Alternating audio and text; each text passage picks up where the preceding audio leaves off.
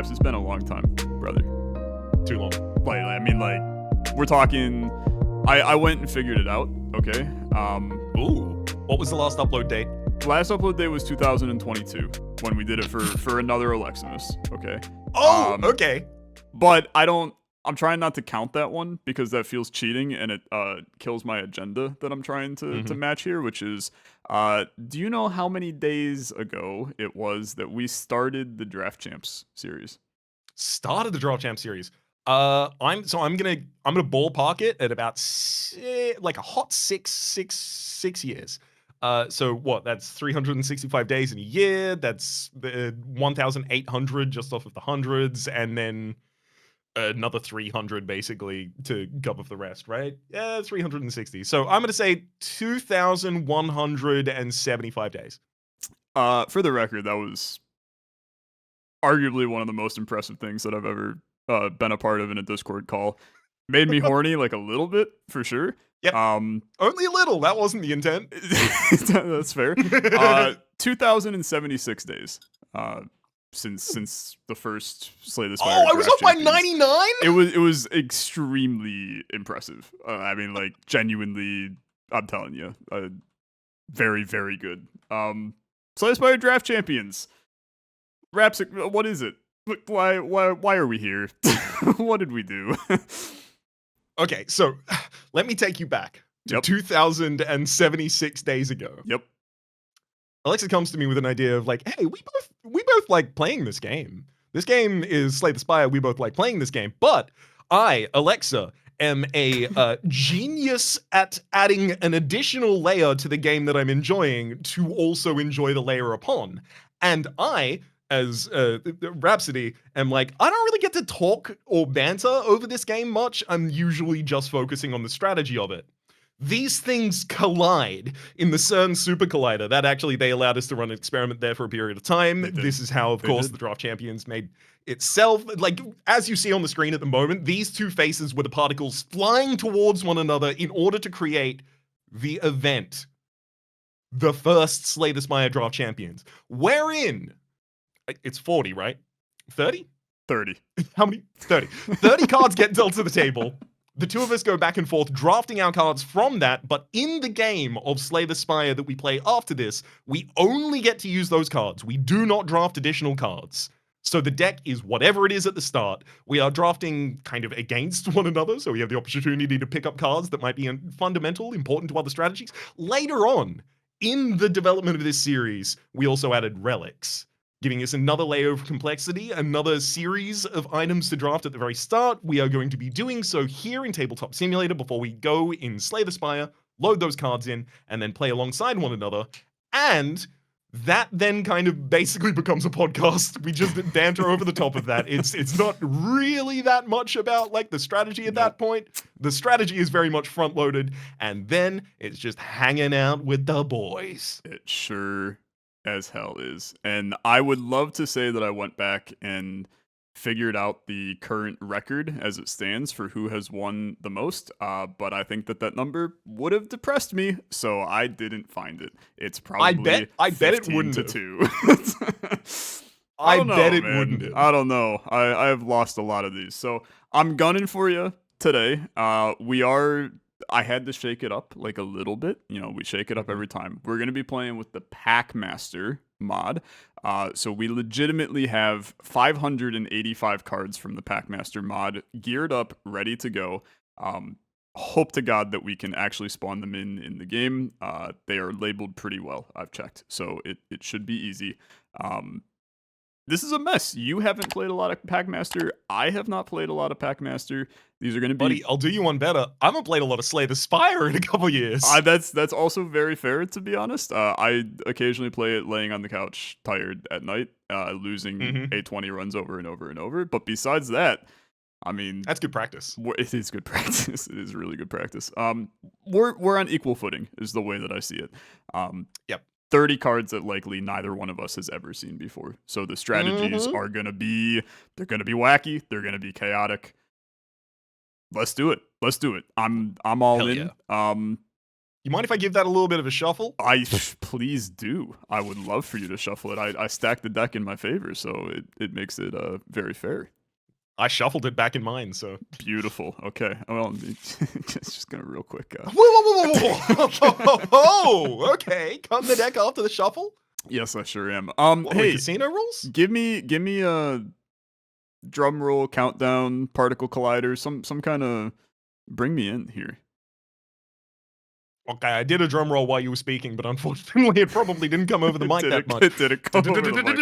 Yeah, beautiful. Okay, yeah, that was good. That was good.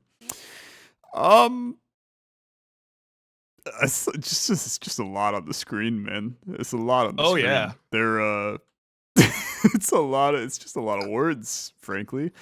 I haven't learned to read in 5 years, so this makes it difficult.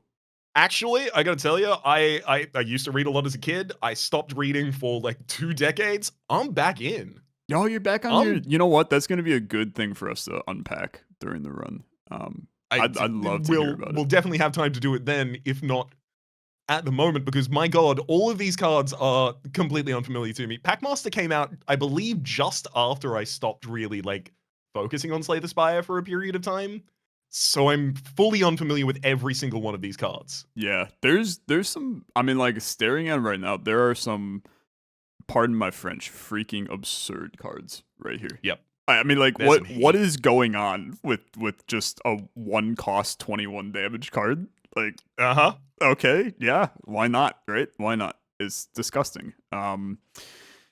Sure, we coin flip. Here's how we're doing the coin flip today, because neither one of us can remember how we did it 2,076 days ago. Winner of the coin flip gets their choice of card first or relic first, and then the other person gets the opposite. So if you have a card you're really craving and you win the coin flip, you choose card. Otherwise, and we should probably flip down the relics so that we can build strategy around those as well. I think we used to do 8. Is that? I believe so. Okay, yeah. I mean, I'm good with that. And this is going well. I actually know what all of these relics are, which typically I'm going completely blind when we do this and don't remember them. So, feeling good. Feeling good. All right. Okay. Get some heat on that board. There is some heat for sure. Raps, heads or tails? What are you feeling today? In honor of seeing these two heads again on this board, I'm gonna ask for heads. For some reason, I'm gonna tell you right now. When you said in honor of, I definitely thought you were gonna go in honor of the Sonic the Hedgehog 3 movie releasing soon. I'm going tails. That's like immediately where my brain went to. And I was like, damn, I'm all in. Like, let's talk Sonic, brother. And then you went a different direction. So I am so sorry. I have watched the first 2 and enjoyed them a lot. I literally have not seen any of them, which makes this an even better bit. All right, I'm going to hit this button 10 more times. 1, 2, 3, 4, 5, 6, 7, 8, 9, 10. It's a tails. It's a tails. And it's a shadow. Okay. I'm going to choose card. Okay. And I'm just taking it. That card literally carries the entire first floor for me. I fully understand you, and that sounds great. Yeah, this card's just better. Yeah, this card. As soon as I took it, I immediately saw this. Yeah, that's a better card. No doubt about that.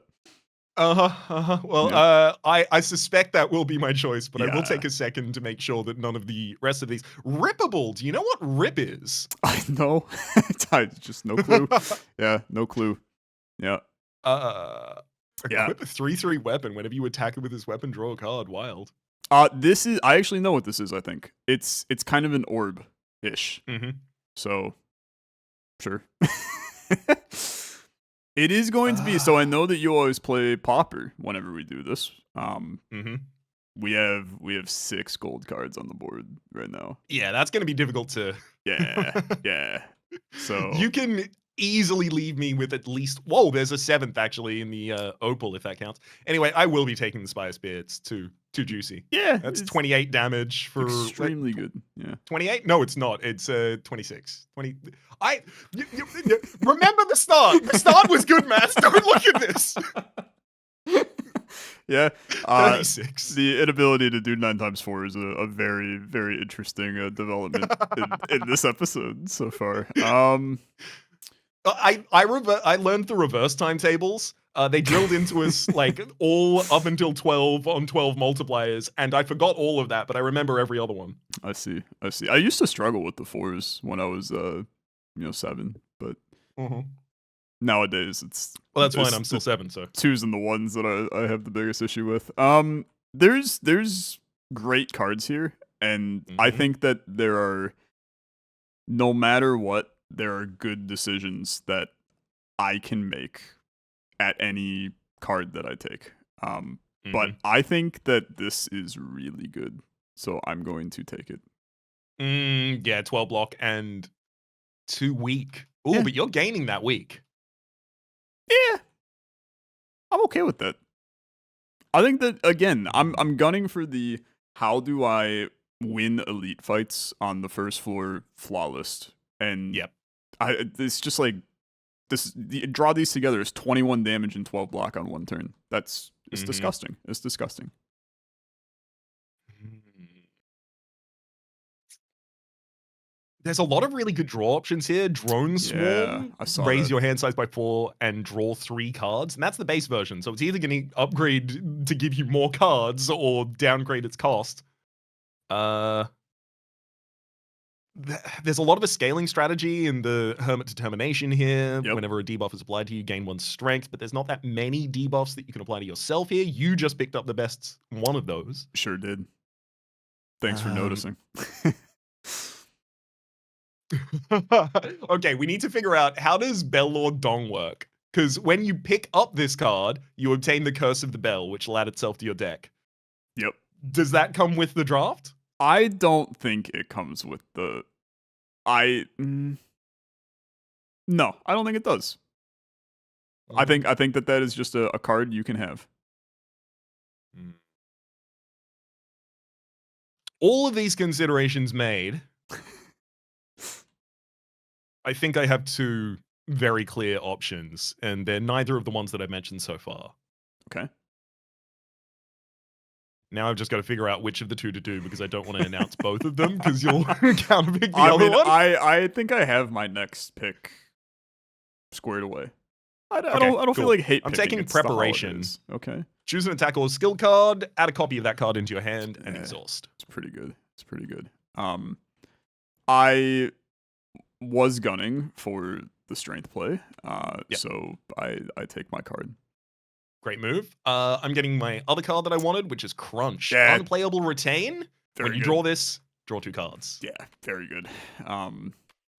I think that Draw that's consistency in a deck where we both know we will have 15 cards the entire time. now. Oh boy. I'm trying to remember. Are we allowed to buy cards in shops? I don't remember that either. I think we are, but I think it's just that we can't, like, there's no drafts No after individual drafts. Yep. fights. Yeah. Okay. Yeah. Yeah. Oh, we don't even have the mod for that installed. The one that Devo made for us. Oh. Okay. We'll find it. We'll find it. We'll find it. We'll see if it still works. It probably won't, and then we'll cry a little. Okay. I am going to. I don't think that I can avoid all of the gold cards, so I'm going to take my draw and take that drone swarm. Yeah, and there's no way we're both avoiding all of them. Yeah. Choose a non-power card in hand to absorb into a discard card, then modify it to play the absorbed card. There are some keywords where it's like, what are we doing? But Absorb yeah. into a discarded card, then modify it to play the absorbed card. Okay, so you just join 2 cards together. Seems like that's the case, yes. You know what? I'm going to take alignment. For X cost, draw X cards. They cost X less this turn. Yeah.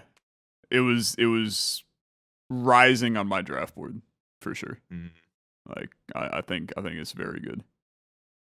I'm gonna take this dynamic vial because more energy and more draw, and I get to choose kind of rock. Yeah, pretty much exactly the kind of next thing that I would want to take. Yep. Chew. Well done. Tranquilizer Bomb seems kind of interesting. 20 non-lethal damage, target loses 2 strength for 2. It's reasonably powerful, but there's got to be something better on this board for me still. I do need hits that alignment will actually, do something with. Yep. So some of these higher cost cards probably end up coming with me. However, I'm noticing I don't have a block core of any kind. So I think the way to cover both of these is Orb Sphere. Yeah. I'm taking 14 block, channel 1 dark for 2. I think it's a good card. And I don't know what character necessarily we're playing as, but unless we're like innately playing as the defect, which is unlikely, I'll only have 1 orb slot, which means it'll be so much easier to turf my orbs. Yep. Yes. And we are gonna play as the Packmaster.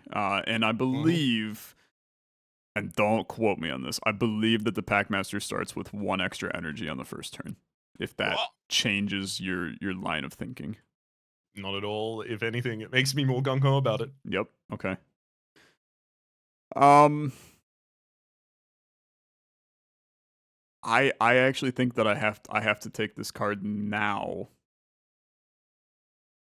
out of fear of what you just said. I guess I am gonna hate pick a little. I kind of want this. Mm-hmm. Yeah. We were getting along so well. I'm sorry. I'm it's liking. A shame that's past now. I am actually building an entire deck that allows me to play Slay the Spire without thinking, because it's just play card with big damage, plan. and it's kind of awesome.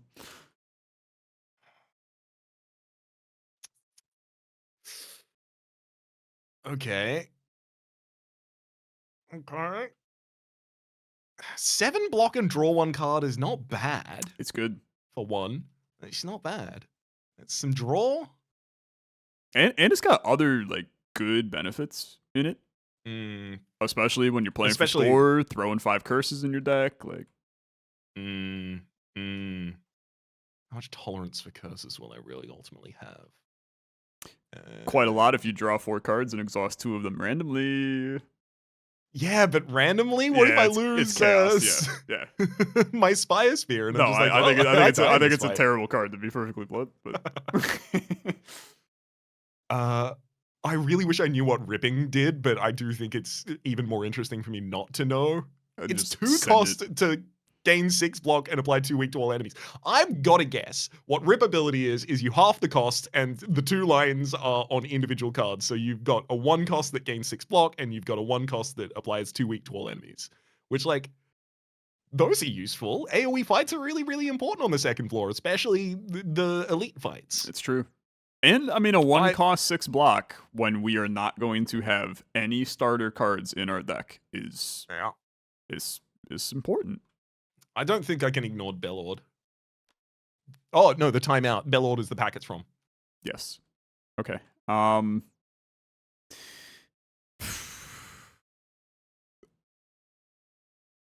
will tell you, I have 2 cards that I am honed in on right now. And I think that you are seconds away from taking one of them. So I'm going to take that one now and hope you don't take my other one. Screw you.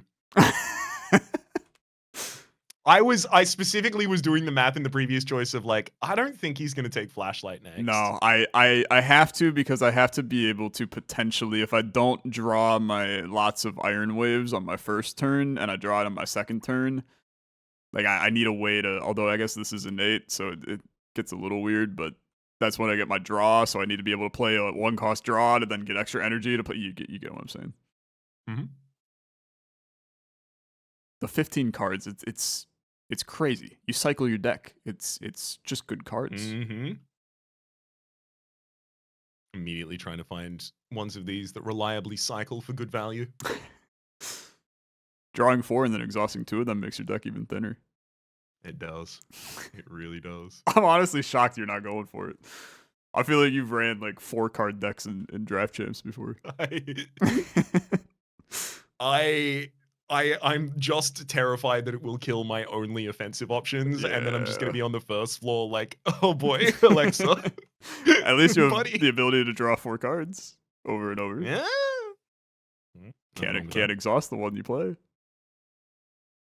Actually, there is a chance you could maybe. Yeah, exactly. If the deck Yeah. gets thin enough. Yeah.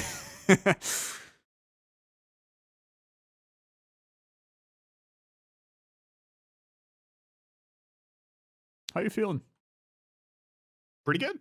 Pretty good. I mean, it's your choice. Oh, it is my choice. It is my choice. I'm sorry. You That's drafted okay. fast. I really like style points. That makes sense. Yeah.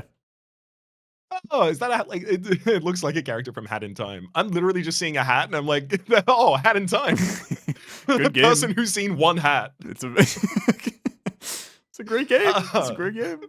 It is. It is. It slaps.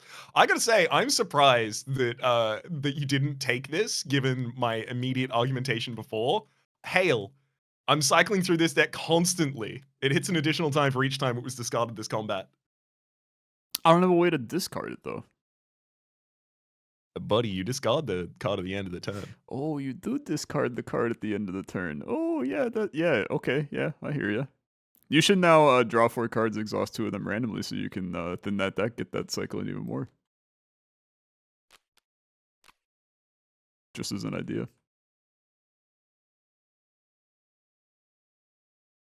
Hang on.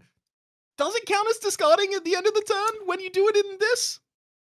I don't know. Oh no. You said that and it made a lot of sense to me. I've totally forgotten how to play this game. I think you're right. I think I'm wrong. I think I just chose a 1 cost 9 card, which okay. Yeah, you know what? No, I do think you're wrong because think of like a tactician that does not Yeah. give you energy when it leaves at the end of it. No, it does not. Yeah. Each time it's been discarded as combat, so it's counting. But I think I just wasted a choice badly. Whoops. I mean, it's still a 1 cost 9 damage card, which is not Could be worse. horrible. I'm gonna take the Jeweler's Kit and take an Opal. Yeah, I think that's fair. I think that's very fair.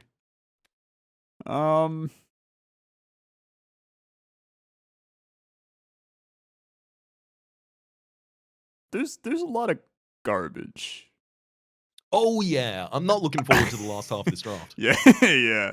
There's a lot of trash currently. I do think that this doesn't hurt me. Yeah, if nothing else. Yeah. Good card to cycle. Get back to. Yep. Choose a non-power hand in hand to absorb into a discard card. Modify it. I think it's time to get attached in this deck. Okay. If I'm gonna cycle enough, if I can put Orb Sphere onto a different card, oh baby. Could be interesting. Could be. I might actually take the Champion's Plate Mail. 18 block. If you're at 50% health or below, remove all your debuffs and gain 2 strength. Yeah, a little bit of more debuff support. Yep. Do you know what food does? I have no clue, man. I've been just staying the hell away from that card. Nourishes the mind and body. Yep, absolutely terrified of it. You know what? Give it to me. Give me the Sword of Wisdom. Okay. You had your hand hovering on my Tranquilizer Bomb, and I did want it. I'd like to apply weakness to my enemies. Yeah, I'm gonna take Dong exclamation point, which is great name for a card. I'll tell you that. I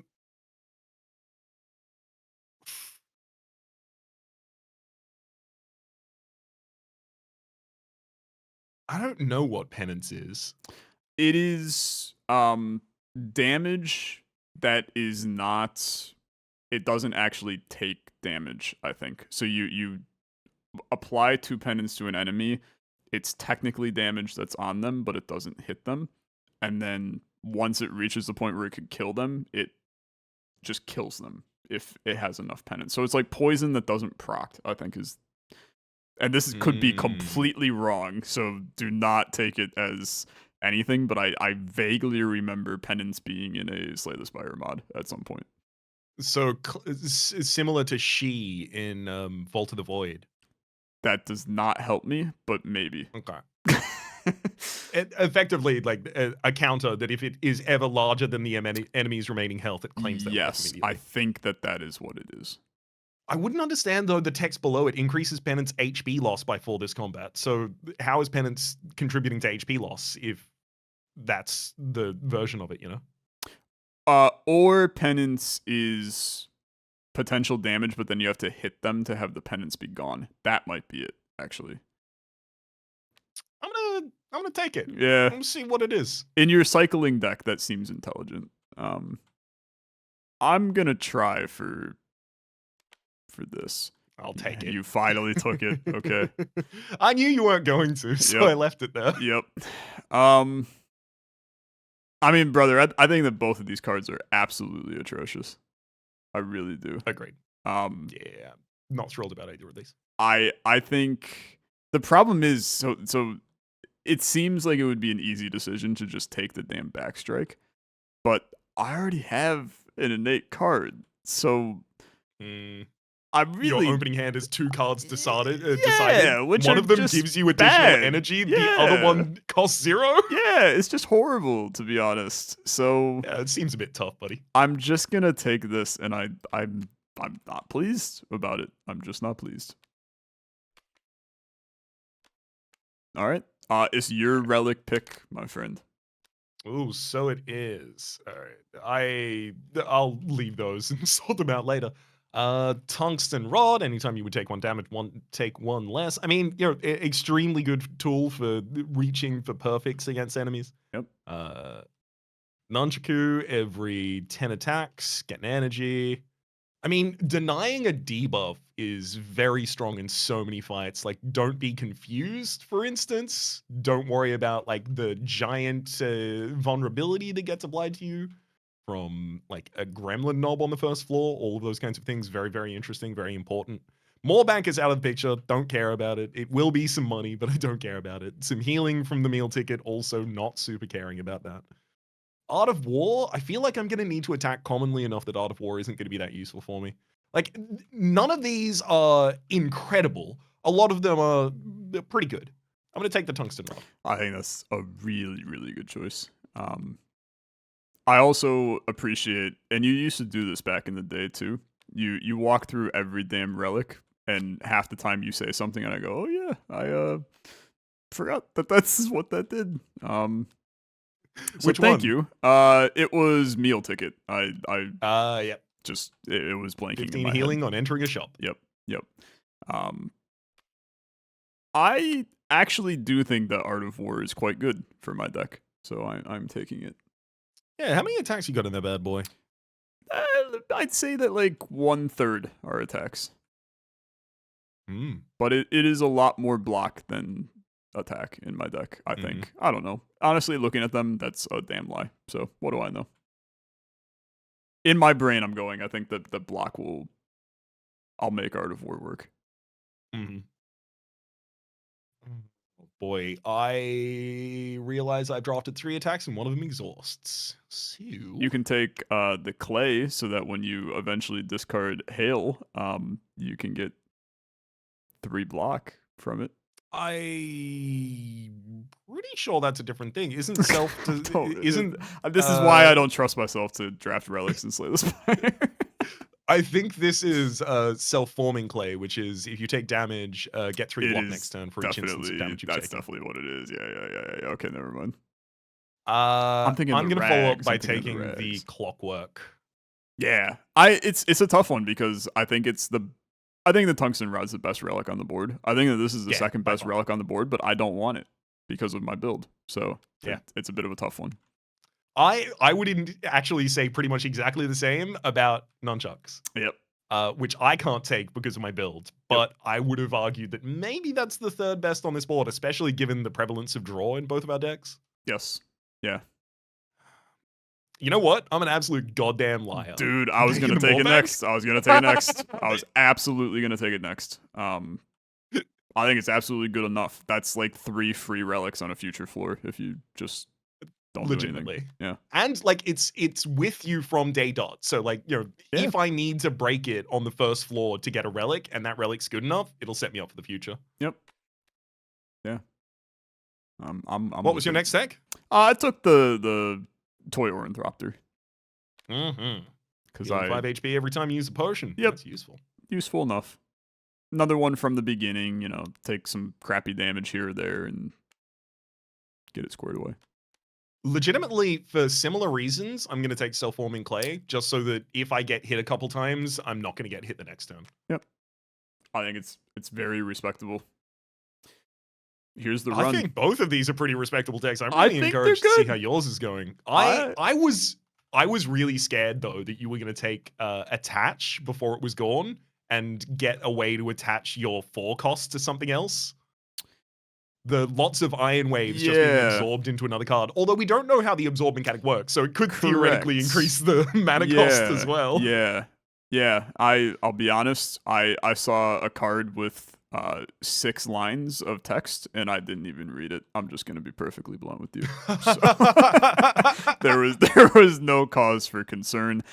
For someone that doesn't know how to read, that's just too much. So thankfully, a lot of the time they remove one of the lines when you upgrade them. Like it won't say exhaust anymore or something like that. That's it would make the card better for sure. Okay, let's get the decks in game and we'll go from there.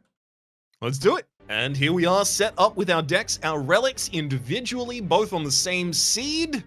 Probably both looking on, if I imagine that left path. What, 2 elites on that one? 3 elites on that one if we get lucky?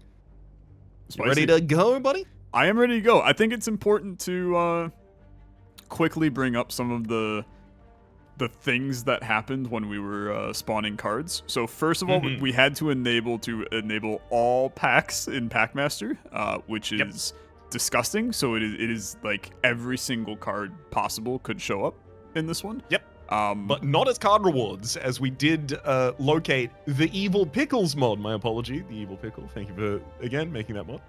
Yes. So no card rewards, all packs. We're on the same seed.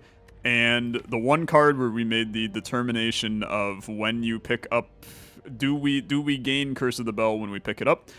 It spawns Curse of the Bell when you spawn the card in game. So I now have a Curse of the Bell inside of my deck, which is completely fine. You got a lead on curses. 5 curses in the deck. That's 5 curses in the deck, exactly. And I'm probably gonna try for it because I'm a freak.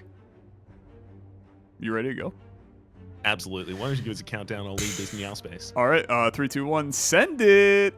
Let's see what happens. Leaving it right now. Yeah, that's a good one. That's a good one. Immediately Thanks, distracting you with everything current events in your life. You've been in Japan for a while. Tell me everything, because it is very, very high on my list of places I would like to visit in the future. First and foremost, I don't know what the relationship between like convenience stores and Americans is. Like, is like a convenience store like usually a good, like worthwhile thing, or is it just extremely expensive, there to gouge someone who's there for gas kind of situation? I would say it's leaning more in the there to gouge you for gas. I will tell you, they're really more of a thing where, in most cases, I just try not to ever step foot inside of a gas station convenience store. I actually cannot say I've been in a gas station convenience store in probably like 3 years. Got it. So, worth avoiding. Yeah.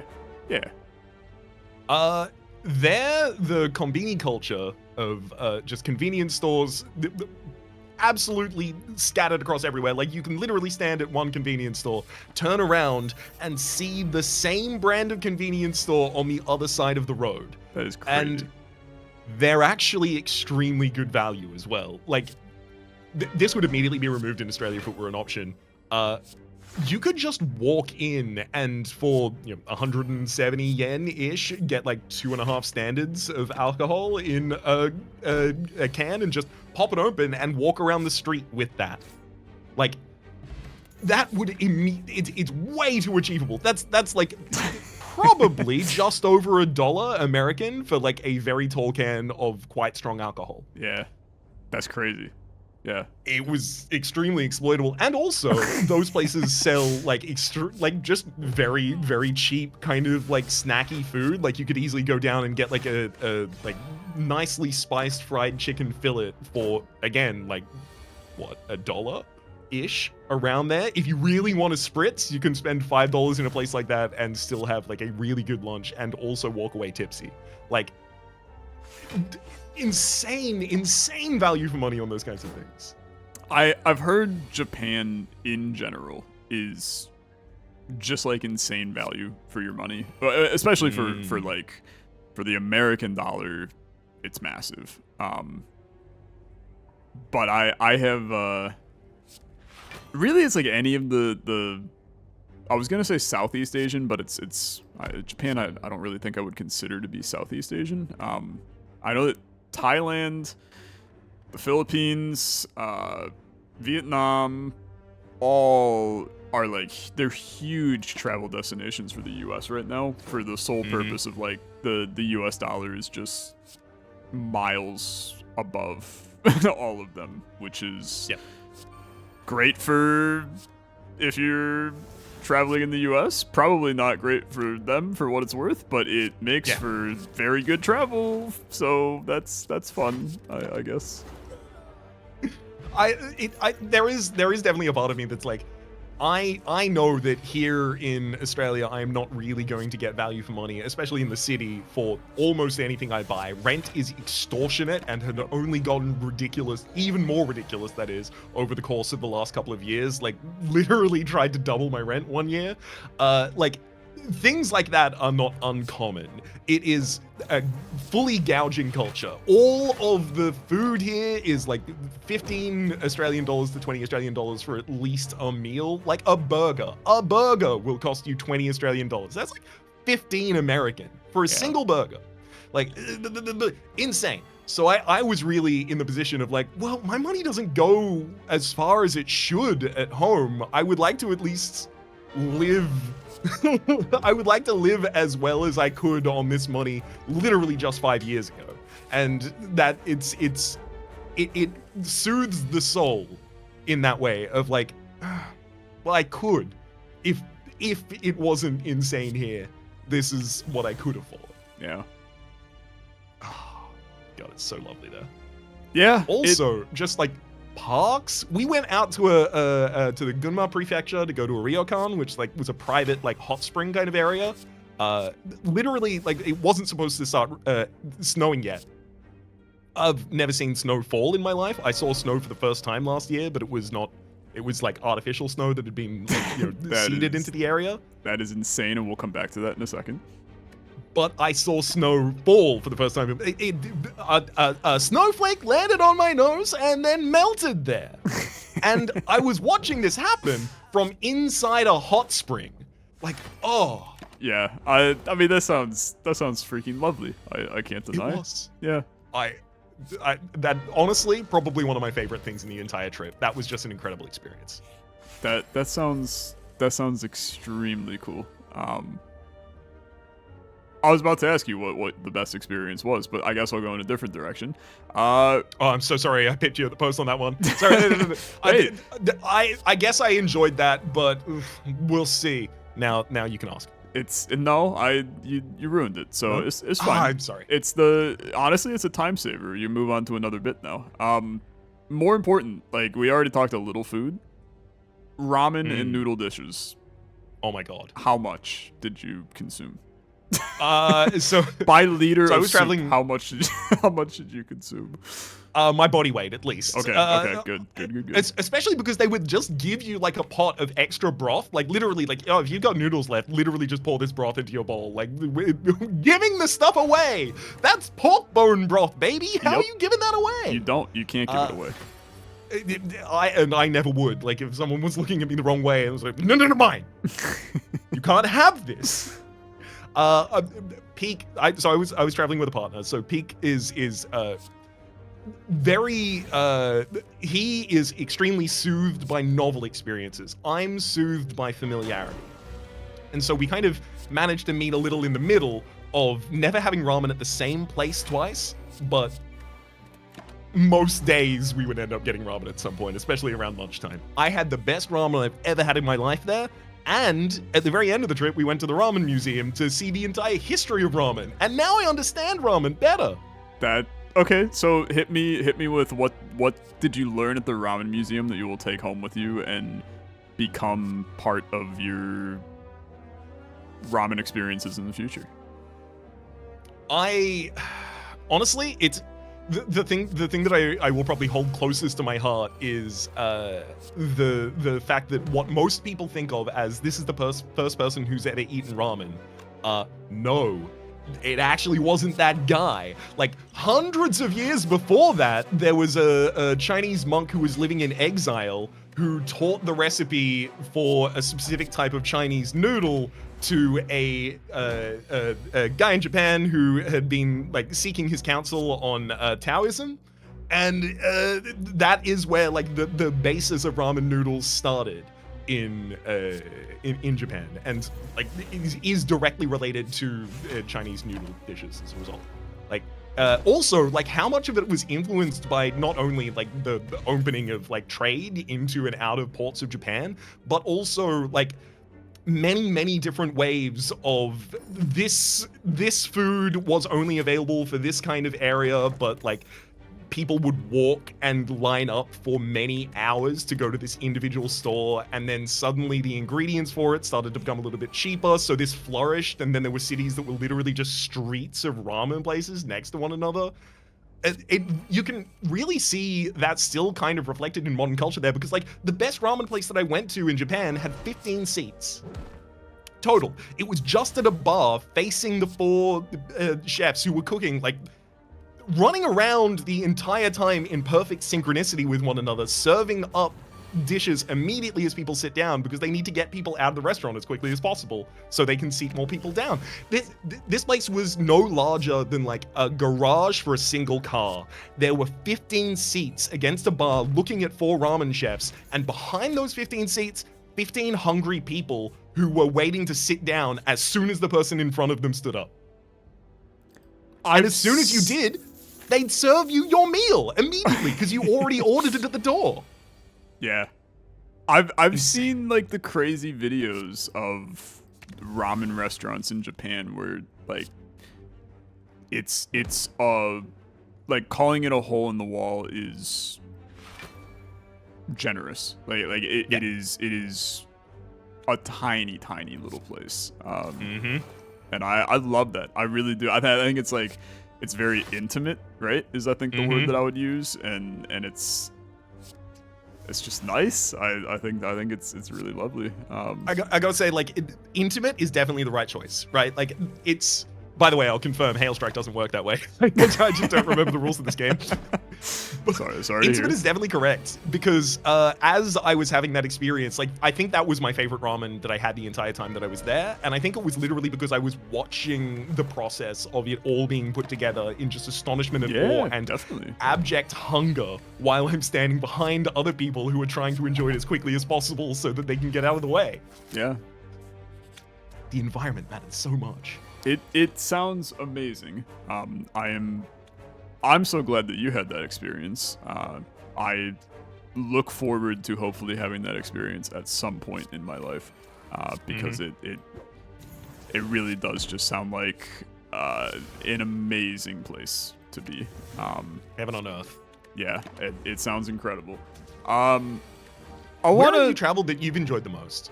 Oh, that's an incredible question that I'll answer in a second because I'm not done with you.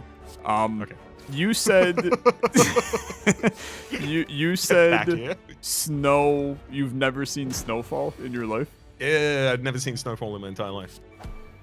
So if I told you that approximately 2 weeks ago, 4.5 feet of snow fell, that's about 1.5 meters of snow. fell 5 minutes from me, and I was driving on a road at like 15 miles per hour in a whiteout, can't see out the windows, like gonna die. That's just like a experience that you can't even fathom in your head. No, because to me, snow is a good thing. Yeah, okay. Yeah. Like, I've had this experience before of, like, talking about snow with people who actually experience it consistently. It's like, 6 months of the year, like, we're just blanketed in the stuff. I can imagine how it could become a nuisance, but, like, in the same way that, like, some people find, like, rodents really cute. Yeah. But if you live in like a rodent-infested house, you're probably not too pleased about that. Like, I think it's literally just like, I'm so disfamiliar with snow that it's such a novel experience to me. And also, I like being colder more than I like being hot. Fundamentally, the rule goes this way. If you are hot... Sorry, no, if you are cold, we'll start there. You can always put more clothes on, but if you're hot, there is a very specific limit at which you can no longer take clothes off without extreme discomfort. It's true. It is extremely true. And in some cases, you are not physically allowed to remove the clothes in the area where you are hot. So yeah, I hear you. I mean, I'm the same way for what it's worth. I would rather be cold than hot. I mean, I'm the kind of person, like, our apartment, the AC is on throughout winter. Like, I do not want to have, sorry, I have to make decisions. I do not want to ever be, like, sweating in my own apartment, ever. Oh, like, fully on board. Yeah, it's just, that is like hell to me. Like, I fully understand that we are in, like, we are headed into the worst effects of climate change. Fully understood. Yeah. But yeah. My preference for the AC is still 16 degrees centigrade. Yeah. People look at me like I'm mad. Most of them won't even go down to 16. I want to live in an icebox. This is the best. This is as close as I can get. Brother, I'm genuinely right there with you. It is so right. Yeah, it is. That said, like, snow, it can be amazing. Like, I can't imagine, right now, main reason for us coming back and doing some draft champs today is because of the charity event that I run throughout the month of December, where I go back, do old series, hang out with friends, all kinds of good stuff. It's a great reason to get together and hang out. And that's for the holidays and the spirit of the holidays in December. And that, I can't imagine having holidays without snow. Like, that is, it's one of those, like, how can you turn on the radio, have Christmas music, and they're going, the weather outside is frightful, and you're, like, in 70s and sunny, and, like... It absolutely is, mate. It's 38 degrees out there. Humidity's at 70%, mate. I can barely... I can't even go out the door. I have to start swimming, mate. I got my togs on. Like, it breaks me. Like, I struggle with that as a concept for, like, picturing... I guess, is it still winter? It's not winter. It's technically summer for you, even though... Like, do you... Yeah, exactly. Like, to us, like, hearing, like, like, I'm dreaming of a white Christmas has a completely different connotation in Australia that is just tied into the fundamental racism of us as a nation. Like, it's no longer about snow. Yep, yeah. It is also really strange because, like, American culture, especially over the course of the last, like, 30 years, has been constant and omnipresent in so many other countries, right? For sure. But, like, the way that y'all talk about, like, Christmas does not translate, because to us, it is a hot experience. It is sweating in a singlet and shorts, like, hoping to get to a beach so that you can play cricket with some part of your family. That's crazy. So do you still, like, have the same music, or do you guys have... Yeah, we still listen to the same music. There's no, like, Australian version of that, of, like, it's beginning to look a lot hotter. I'm sweating everywhere. Yeah. I guess this is genuinely this is the first time that I've ever even thought about it. And that's crazy to me. Yeah, like White Christmas has a completely different connotation for sure. Yeah, it's good. Well, I mean, it's something. We'll call it that. I won't call it good, but it is intriguing. Yeah, I mean that's something for sure. I definitely do want to experience a snowy Christmas at some time in my life, and we were just outside of doing that in Japan. It started snowing the week after we left. That's crazy. It is. It doesn't feel like Christmas if there's not a little bit of snow. And there's years where I've been like playing basketball outside while Christmas is going on the inside. Like we have it from time to time, but never have I been in shorts and a t-shirt on Christmas ever. It's just not. Yeah, it's just not a thing. And I kind of like. There's a part of me that's like I love the idea, and then the other part of me is like I would rather be absolutely freezing drinking hot chocolate, and like that is Christmas to me. But wild to hear for sure. Hey, so Slay the Spire check. Returning to before I've been extremely slow. I haven't even got the halfway relic yet. Oh my god. Okay, I'm on floor 2. I've been focusing on talking. Yeah, I'm on floor 2. I don't remember have how to do both flawless of these. Pretty much everything. My deck is very good. So you are going to need to really kill it to beat me right now. That's gonna be hard. Although I guess I maybe I'm not flawless everything. Does the damage from regret count against flawlesses? Self-damage doesn't, so I don't think regret does. Okay. Then yes, I believe I have flawless 3 elites and the boss on floor 1. Oh boy. Godspeed. I'm feeling good. I'm feeling like I'm over here. I'm like amped up. I'm ready to go. So as well you should. Yep. I'm feeling great. Now back to I will finally let you ask questions to me, and that way you can focus on your run while I ramble. I would love to hear about the place that you have traveled to that you've enjoyed the most and why. Yep. A lot of good answers to this one. I did recently within the past. I mean, this is great because we haven't had these discussions because we haven't done draft champs in so long. A minute. I took a cruise in Europe a couple years ago. Ooh. Now, I did end up getting COVID during the cruise in Europe, which was less fun for sure. But I would still not trade it for the world. Like it was an amazing experience. It was a Rhine River cruise that started in Amsterdam and then went down to Switzerland, with stops along the way in France and Germany. I genuinely, if you gave me, if you told me, hey, I have a flat available that is 1,500 euro a month, and we can move your entire family over there, and you have a job lined up that pays you the same amount that you were getting paid before, converted to euros, I would move to Germany probably in a heartbeat.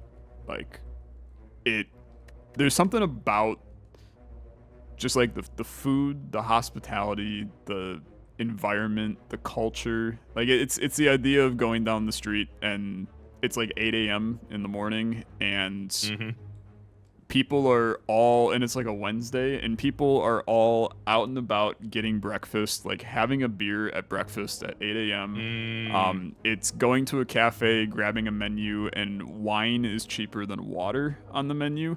That was like one of the wildest experiences to me, that I could get a glass of wine for like 99 cents and water was $1.50. Like, it just peculiar to me. But I really love that. It's not my answer for what I feel is, like that paradise location. The paradise location has to be, I went to Hawaii a couple of years ago.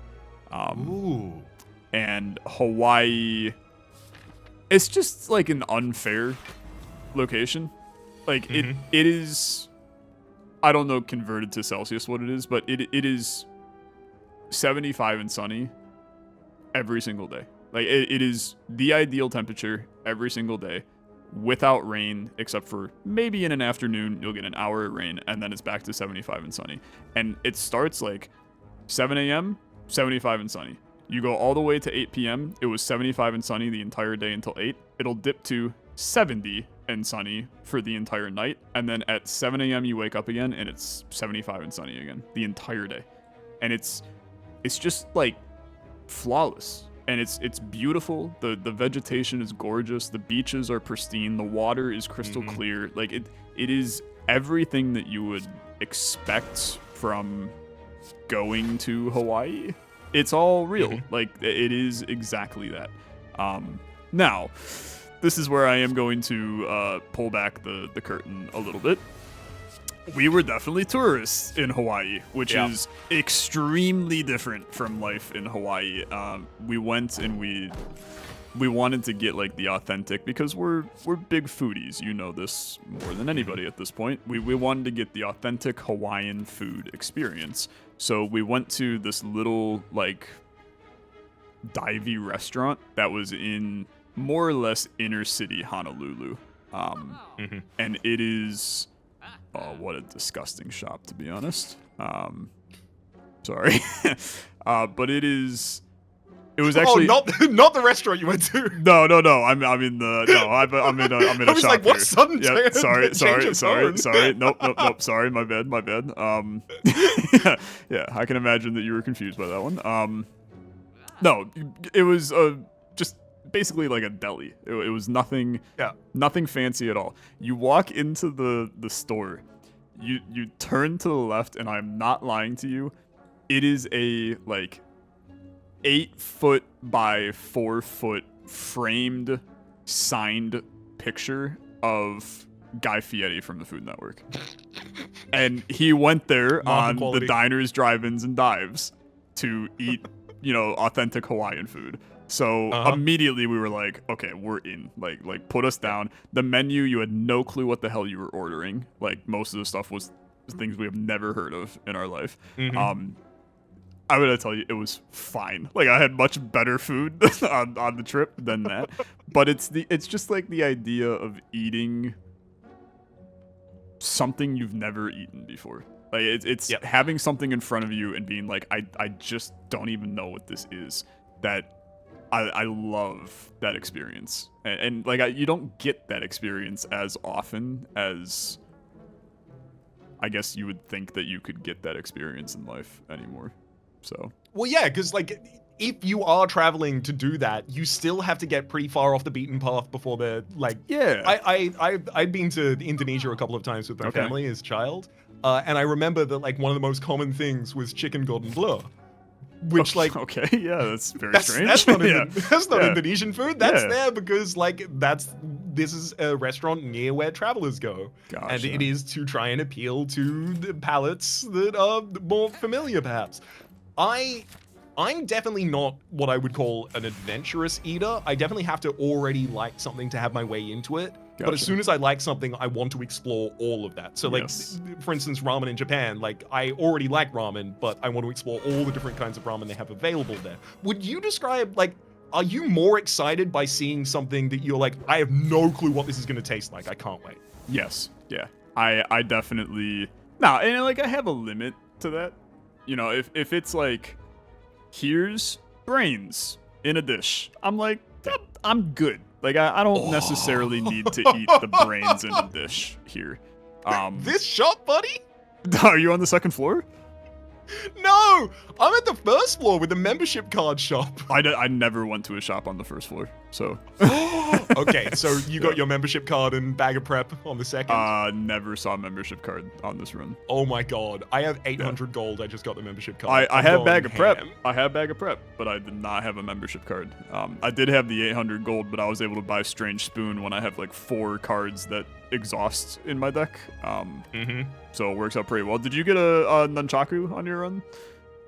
No. Okay, so I now have 2 nunchakus, which is an very interesting experience. Yeah, it's a disgusting run. I'm just cruising right now. But anyway, yeah, I mean, I definitely like the experience of really trying something very, very new that I have never ever had. That's definitely exciting to me. Even if I don't like it, like, you know, I'm gonna at least give it a try, and then, you know, if in the future it comes up again in another place, like one of the things is Hawaii is known for poi, and it, to be perfectly blunt, brother, it's disgusting. I mean, like, it literally tastes like you're eating glue. Like, texture and taste is that of Elmer's glue as a toddler squirting it into your mouth. Like, it is, it's horrible. But you have it once. Then when it pops up in another location, you're like, you know, F it, I'll take some more poi. And then the third time, you're like, I'm good. Like, I've done the poi thing enough times that I don't need to poi again here. But I don't know. It's a is poke still huge there? Oh, Because yeah. like that's spreading God, in yeah. Australia a lot. Yeah, God, yeah. I'm not the biggest. People are gonna hate me when I say I'm not the biggest raw fish guy. I will do some sushi, but it's like I like.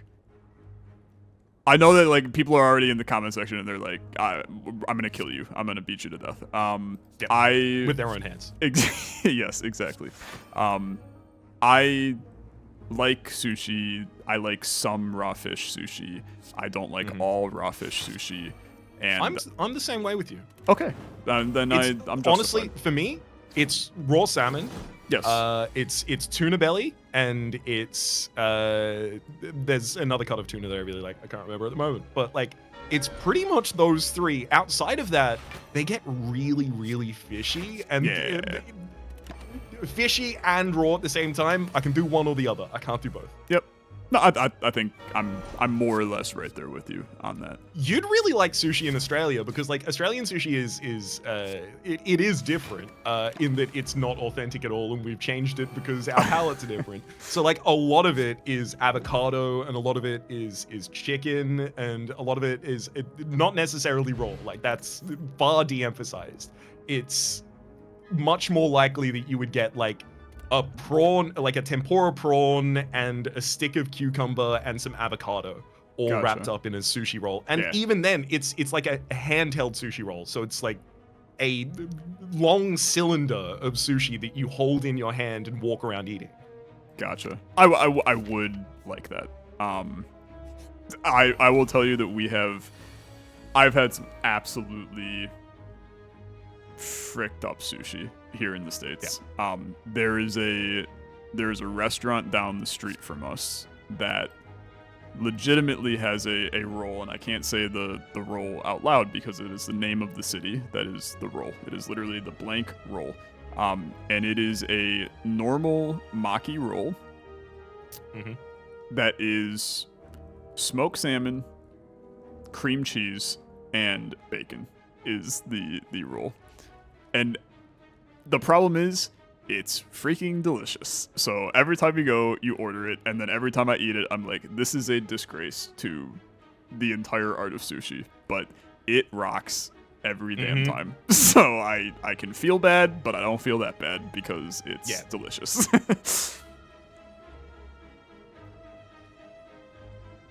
Some of these fights, man, I have just cards in my hand. I'm like, I don't even know what I'm doing anymore.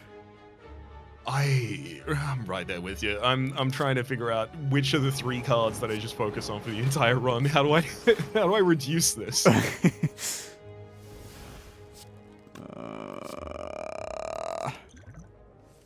Oh boy. Oh boy. Oh boy. Oh boy. Yep. Right. Yeah. I'm with you on that one. Let's see. What else?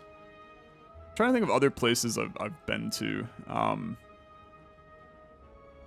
It was very cool. We have some friends that live in Maine in the U.S., which is like the far top right corner, and it was a lot like Another Planet when we were there. Because it's gorgeous. Like it's absolutely gorgeous. Don't people sound like surprising? Like isn't there like a Maine, like wasn't Irish like a large like amount of the settlers of Maine, and there's like a surprisingly like Irish lilt to the accent?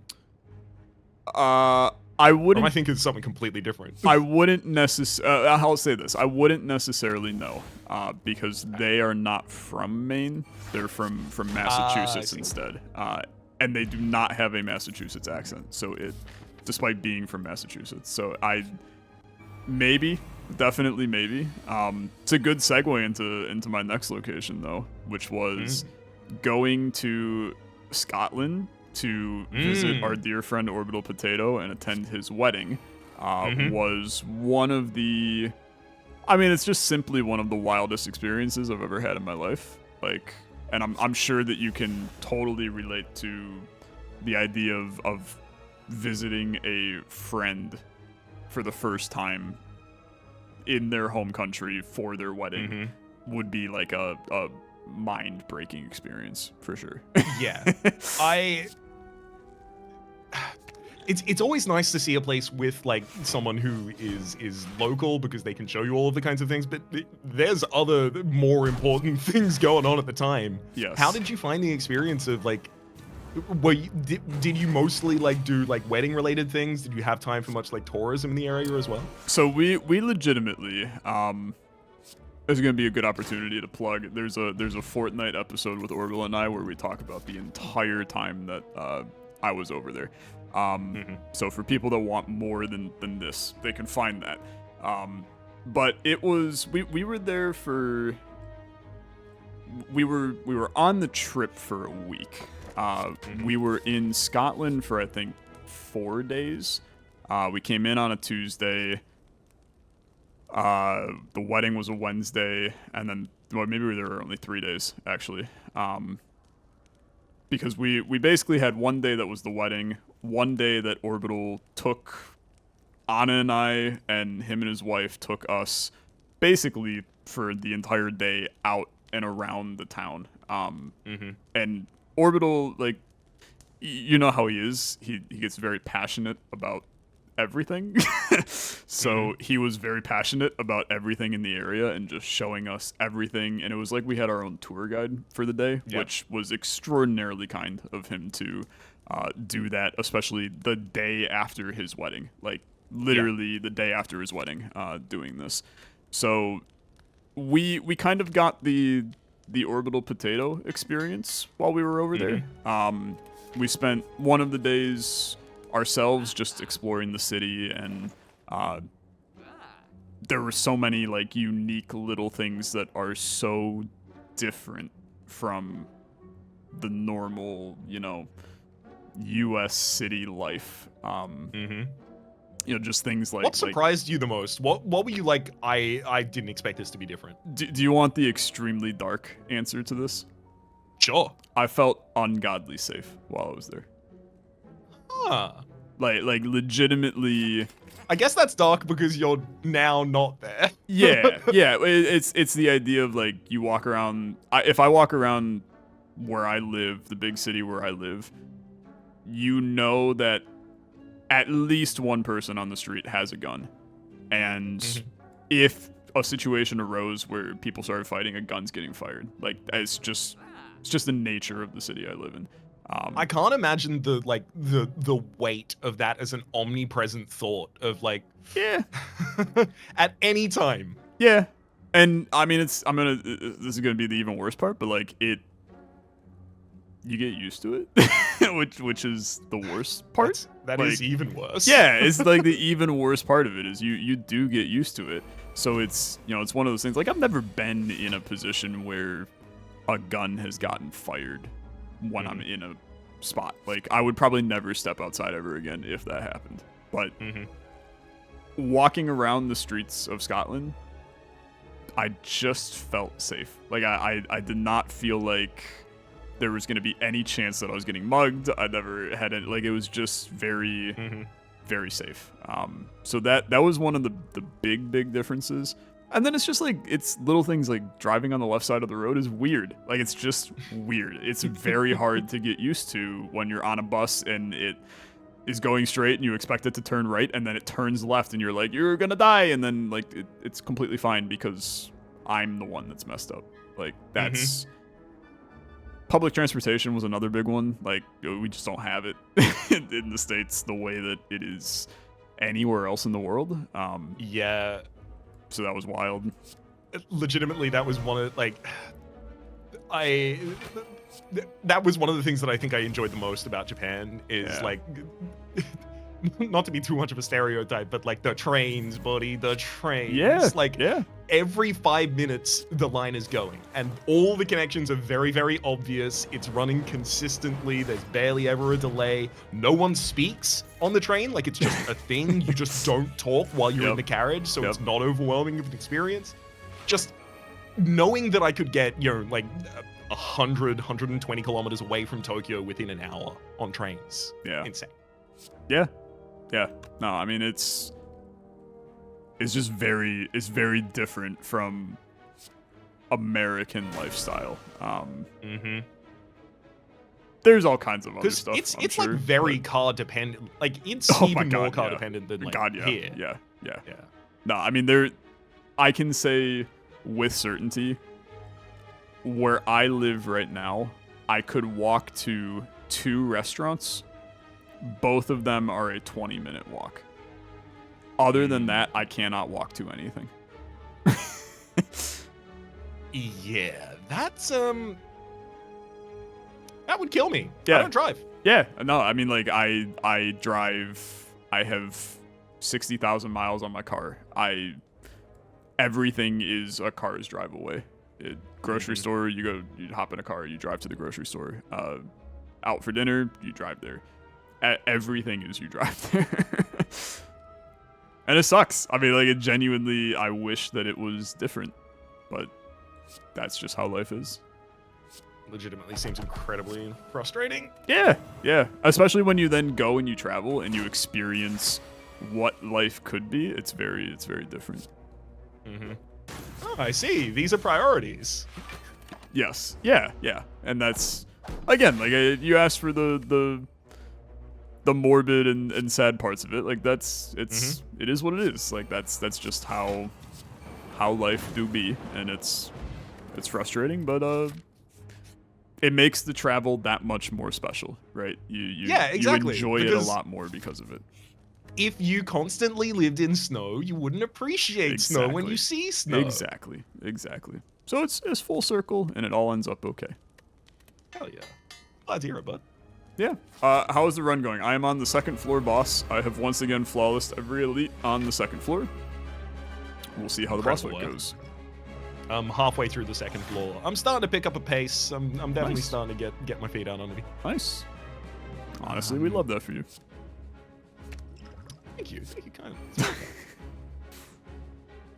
Honestly, the Spire Spear is 90% of my build. It's just how do I get to that card, how do I duplicate that card, and then how do I get to the next turn so that I can play that card again. Nice.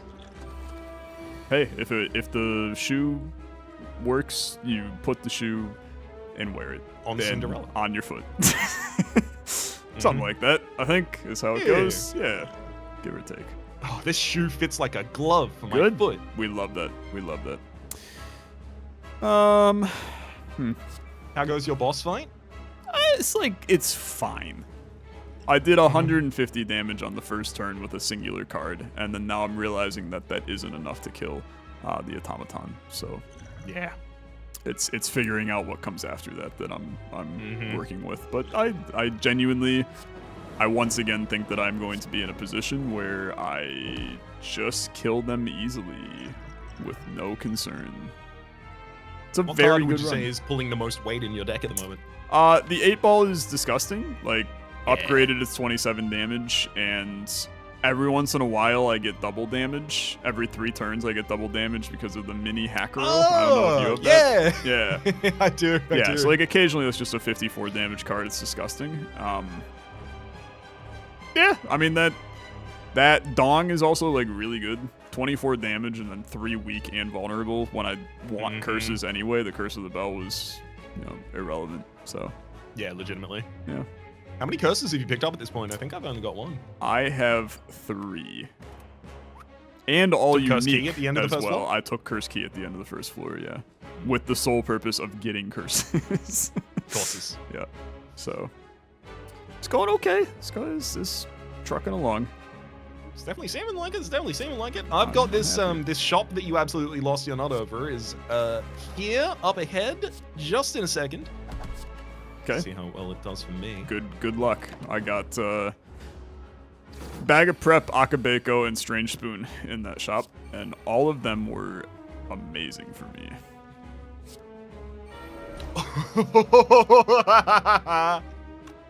Okay, I got completely different stuff. Okay. But Chemical X. Yeah, I like also Chemical took X? Chemical. I also have Chemical X and took that. Yeah. Yeah. Slaps. Yeah. Very good. Art of War is in this one, which, considering the amount of weapons I have, maybe I should go for. And Horncleat, which I always love if I'm going for perfects, because realistically, if I'm going for perfects, I don't want to get past turn 3. So, Yeah. Horncleat protects me on turn 2. We're all good. Yeah. I'm with it, man. I'm with it. I have Flawless the second floor boss.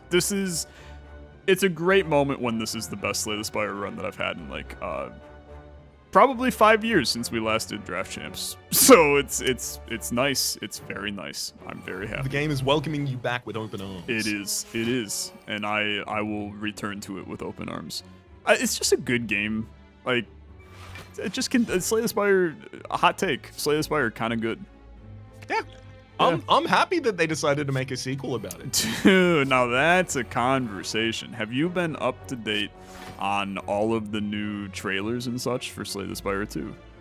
So I was in Japan at the time, and I was trying to focus on the trip, so I didn't really watch the Game Awards. But as soon as it ended, I got a couple of messages of like, Slay the Spire 2, Slay the Spire 2. I was like, okay, I'm gonna go look at the trailer for it.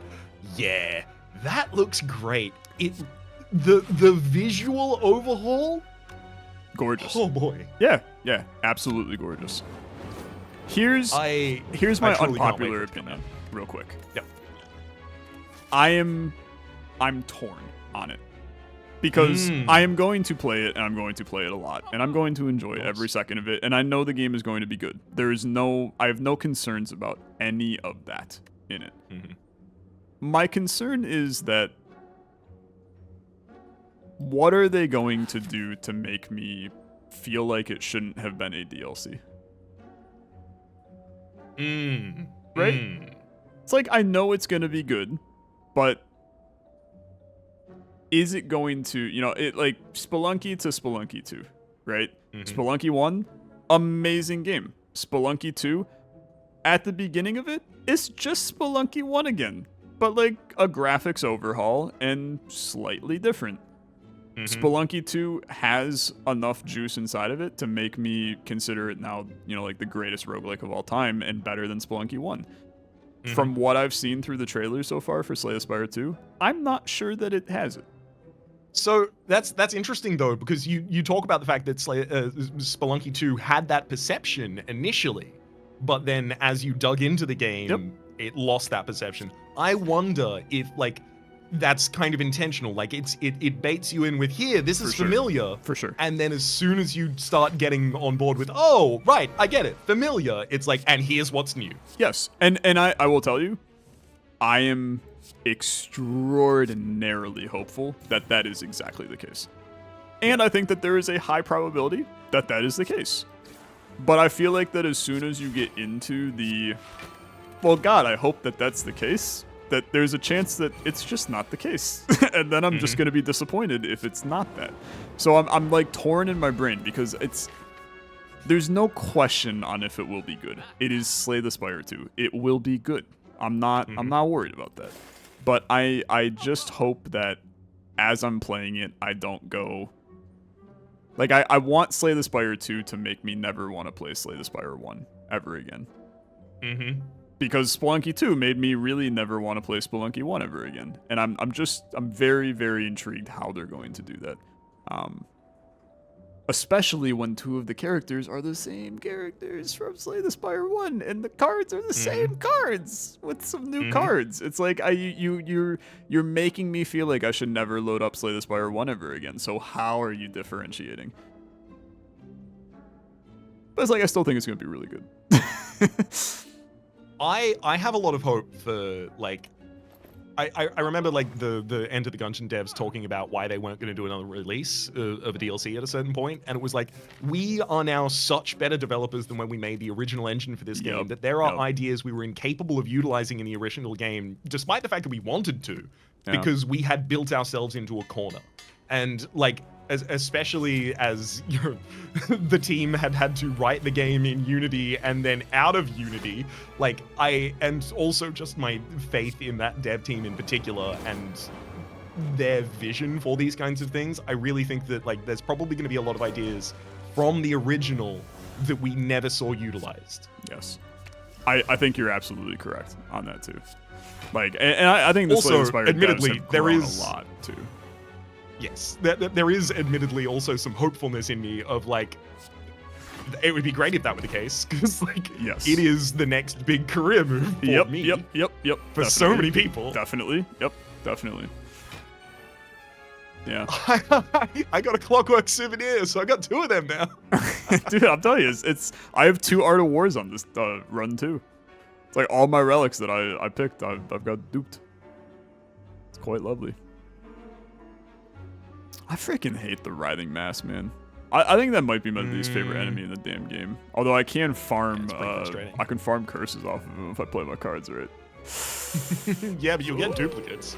Yeah, which is also it's a problem. But I think he might be coded to only be able to give you 1 curse. I might be wrong about that, but some part of the back of my brain is saying, Raps, you know something about this. No, don't embarrass yourself. Here. Well, he's gonna give me 1. Which will allow me to see if you can farm another one. I'd love to. Yeah. Okay. I'm gonna. We're gonna cook and we're gonna see. Yeah. Confirm or deny. Yep. All right, Automaton. Can I perfect you?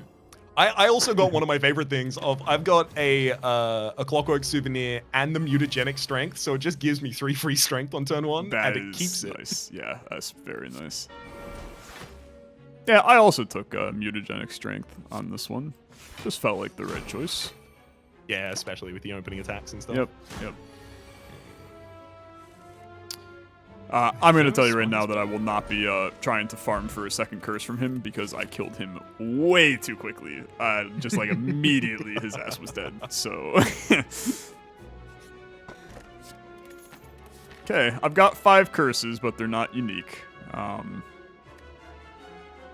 So I'm at least you have a lane that you can slither your way into to find some extra points.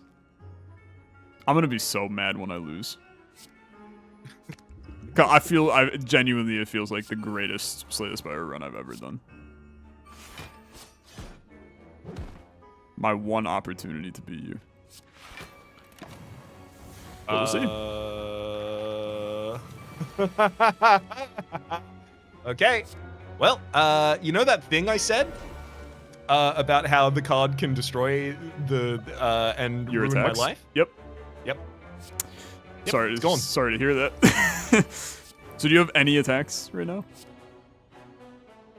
I have 1 attack in this deck. Like you have 1 attack right now, or you just have 1 attack? Oh God, I chose to absorb a card, and it tried to put it in my discard pile, but it drew cards first, so now I don't have a discard pile, so I just ate the card. I have a single card in my entire deck that is capable of attacking now. Okay. And it doesn't do an incredible amount of damage, but maybe I can finagle it a little. Interesting. That is peculiar. I'll give you that. That's an interesting one. I'm not looking forward. Yeah. Very strange. I have 11 energy on turn 1. That's kind of cool. That's a good amount of energy. That's a lot, man. It's a lot of energy. Use it. Yeah, I might. Oh, Decent chance. Yeah, the curses are starting to be a concern in my deck because like 1/4 of my deck is curses, but you know, it could be a lot worse than what it is. All right. Speaking of could be a lot worse than it is, it looks like I will be carrying this across the board. Okay. That was a scary fight, and I'm never gonna play the random card again. Oh, do I need to see enemy intents? Is that a thing I care about ever? I took Coffee Dripper because Same. I was afraid. Yeah. So. The real elite path this floor, it looks like. Yes. I currently am fighting a very large head. Yes. But I'm only mid elite, so you're catching up, to be honest. It's very simple when there's only 3 cards in my deck that I give a dang about. All the rest of my cards are literally just about getting those cards or duplicating those cards. That is fair. I like occasionally I get a random card, and I'm trying to figure out how the hell I'm getting a random card, because none of my relics give me a random card, and none of my cards give me a random card. But it's fine. I mean, the random card that I get has been pretty okay from time to time. So I'm with it. Yeah, I can't imagine what we'd be doing that. Yep. Maybe a relic? You would think, but I sure don't see one. So who knows? The Slay the Spire way, when you reach that point in the run where you just have absolutely no clue what your run is even doing. That is the point, weirdly, where it becomes unapproachable to me. Yes, I completely agree with that. I just start playing cards. It's also really laggy. I don't know if your game is super laggy, but I've been having where it is having a hot struggle loading into some of these fights. So I'm not having that just yet, thankfully, but not as deep on the run as yet. I suppose that's fair.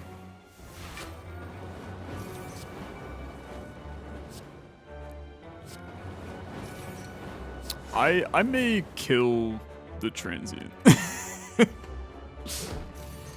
No, That's always the goal. I won't, but there's a chance.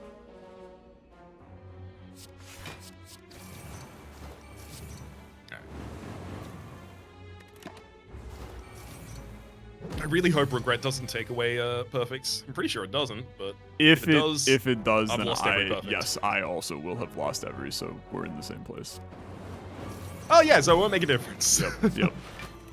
I don't think it affects it. But maybe I'm wrong. We'll find out together. Okay. Transient dead. Oh, I am actually a little bit afraid all of a sudden. I realized that it took Coffee Dripper. I have 46 health right now. A little dicey. How quick does your deck get started? Do you think you've got what it takes to take out Donu turn Decker? 1, I think we'll be fine. Okay, yeah, you'll be fine. Yeah, I think we'll be fine. 11 energy on turn 1. Yeah. But like doing this final elite's a little scary. We're gonna try. Best of luck. It's a horrible draw on the first turn of this elite fight, so. But that's why I have an innate draw 3 that helps with that. Mm-hmm. I don't know, man. I don't know. It's gonna come down to the wire. You may still have me. I don't know. I really hope not, but. Oh, I just made a huge mistake. Okay, hit me. I didn't get the curse from the dude. I'm gonna get 4 curses unless one of these events gives me another. Oh. Yeah, that's gonna that's gonna hurt. That is a painful mistake. I'm sorry.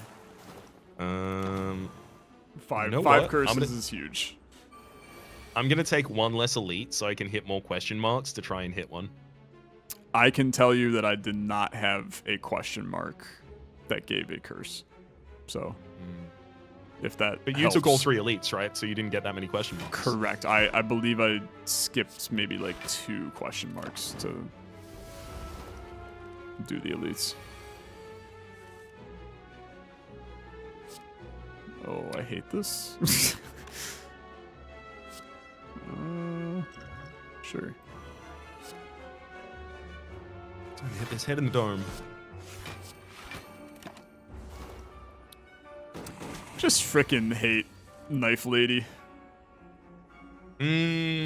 Just like forever the worst really person. Yeah. Just a terrible, terrible ass. Okay. Draft Champs always gets to that point where all of a sudden we're both just like hyper focused on the run itself.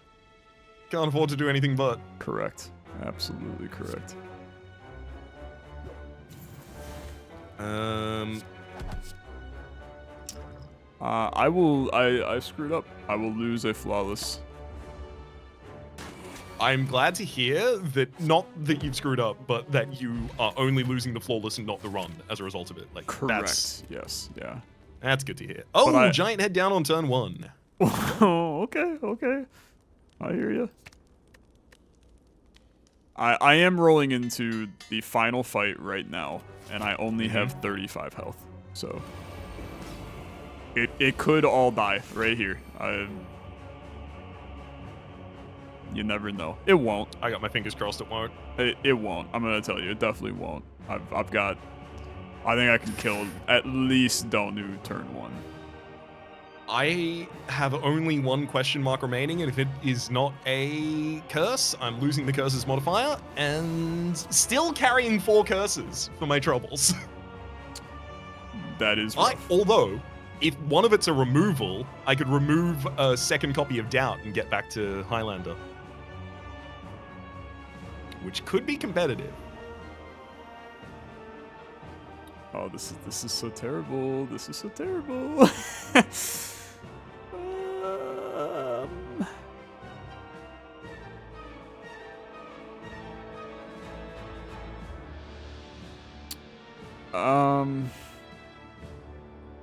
Oh no. I'm not gonna die.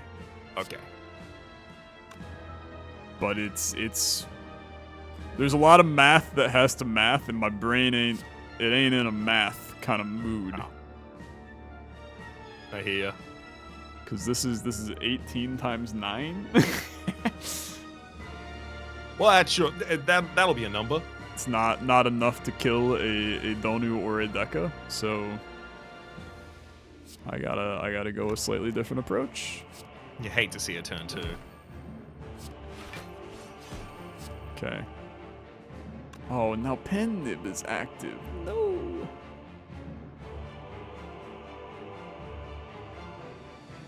Okay, yeah, it's worth it.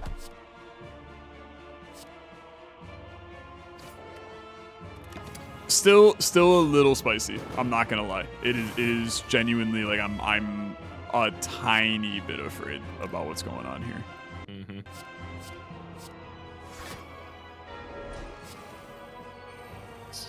Grab a second Spire Spear. Alright.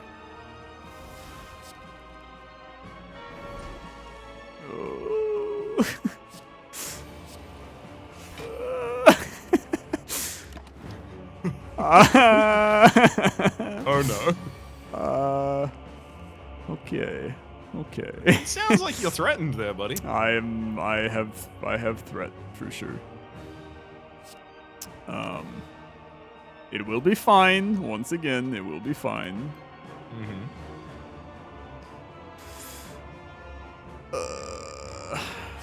Okay.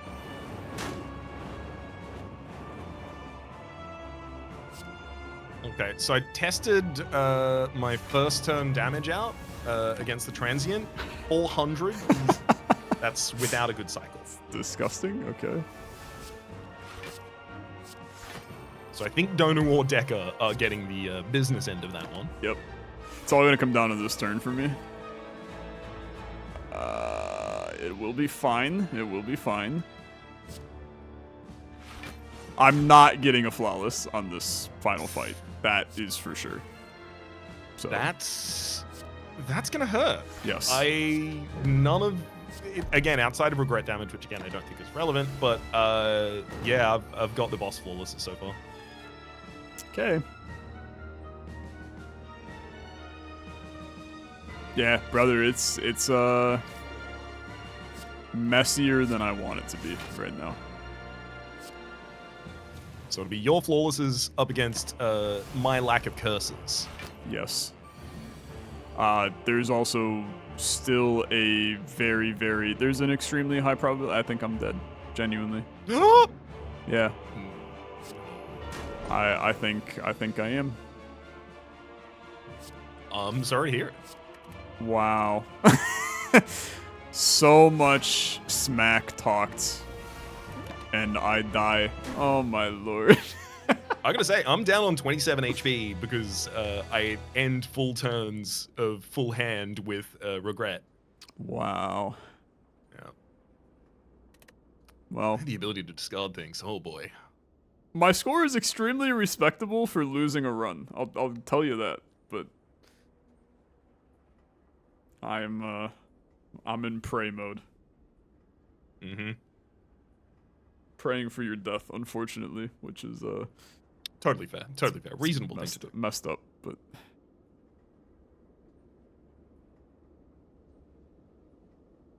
All right. Transient dead. okay. I like that you lost health on it. You took Coffee Dripper, right? Yeah. You don't have any way to heal. 27 HP. Okay. I got one okay. question mark. I got an elite. The elite probably dies on turn 1. Like, the transient was a unique case that did not die. Yeah. But I did everything in my power to do so. Your deck is very focused on turn 1 kill. Yeah, turn 1 is either I kill you or I'm trying to populate the deck with Spire Spears. Okay. Yeah, you're not losing to Donu Udeka. The tiny chest gave me my 4th question mark as a treasure room. I open that. I get shame. Oh no. And the singing bowl. How? That's my curses, baby. I hate it. It was the one thing I had. I'm sorry to take it from you. Yeah. Oh, dude, and you had Mod Bank too, so you're gonna have more money than me.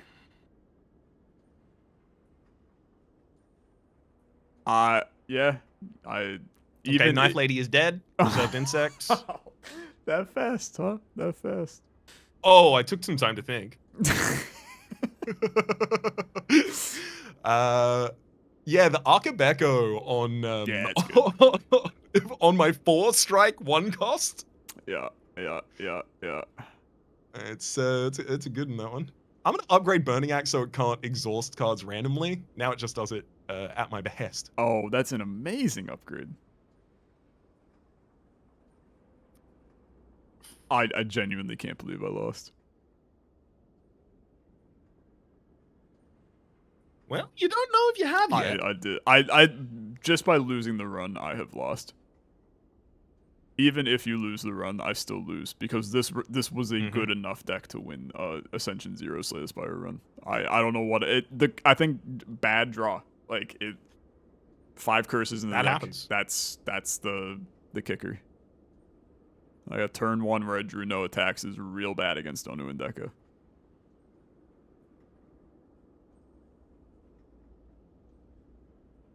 So let's see. You just finished. Are you on? Donu Deca, yeah. Okay, I'm on my yeah, turn yeah. 1. I'm trying to sequence it correctly. Yep, math. And Do I your am mathing. I am struggling. I like that for me, but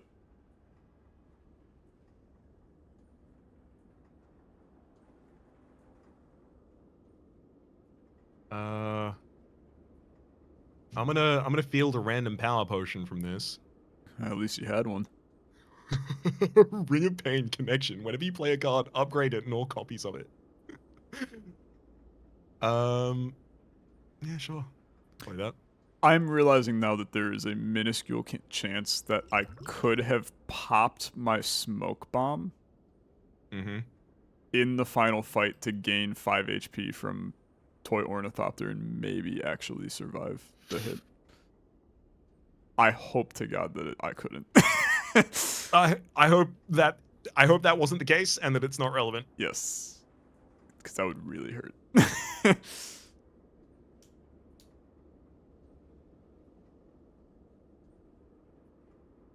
Is one of Donu or Deka dead? No. Okay. Ooh, that's a tough draw for them, though. I got my preparation and Spire Spear back in the opening hand. Not good for me. Yeah,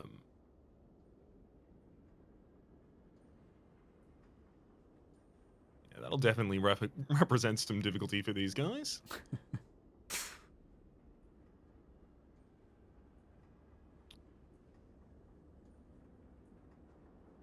And that'll be Donu dead turn 1. That hurts. Especially that nice turn off on the next turn to cycle back to the cards on the turn after. Yeah. Yeah. I did take 19 damage. Sorry, 9 damage, not 19, to my regret, though. Okay. Burning Act. Destroy that. And that. This is exciting because you like if you win that fight, you win. Otherwise, it gets interesting. I'm sorry, but I am rooting against this being interesting in that case. Yeah. I can understand why. I'm gonna take another 9 damage. So you're down to leaving 10. me on 9 HP. Oh, okay, 9 HP. I don't think it's possible for me to draw a hand that doesn't have Spire Spears, though. And I'm just gonna pop a Dupe Pot. Goodbye, Decker. Oh. Pain. You got me once more. We don't know. No, we don't know. We do. There's no hope. There's no hope. But we'll do the song and dance. Okay. Above 900. Yes. Above 950. Yes. Congratulations, you can accept your win. 945. Which is a great score for losing, but yeah, legitimately. Yeah. But like so an additional floor and boss lane would be another 100. I'm an elite down on you.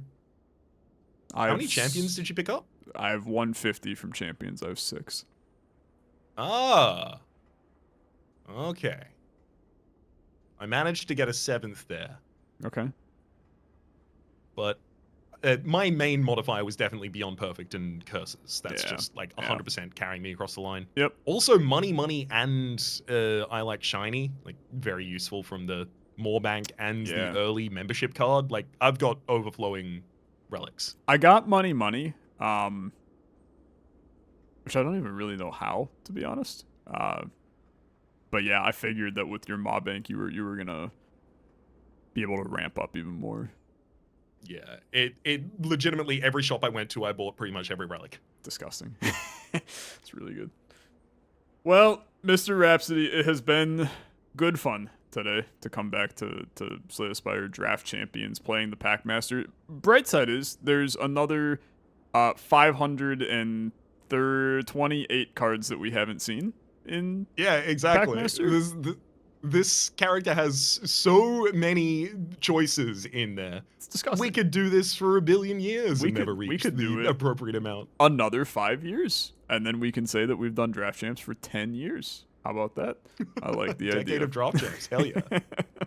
Thank you, of course, for the excellent excuse to get back to doing some Draft Champs, as well as for doing Aleximus. Of course. It is always a pleasure to get together and play some games and shoot the you-know-what and hang out, and hopefully we can find some time to do some more Draft Champs in the next year, or just find something else to record would be great as well. It's been Sounds great to me, bud. It has been good fun. Thanks for watching, everybody. You can find links in the description to other channels, and also probably a link to Draft Champs if you want to do it for yourself. It is actually updated on the Steam Workshop with all the Packmaster stuff as well for tabletop sims, so you can do these things for yourself and all that. That's an outro. I did it. Anything else to add? Not at all. Beautiful. Hopefully you've been enjoying yourself, and we'll see you all next time. Goodbye.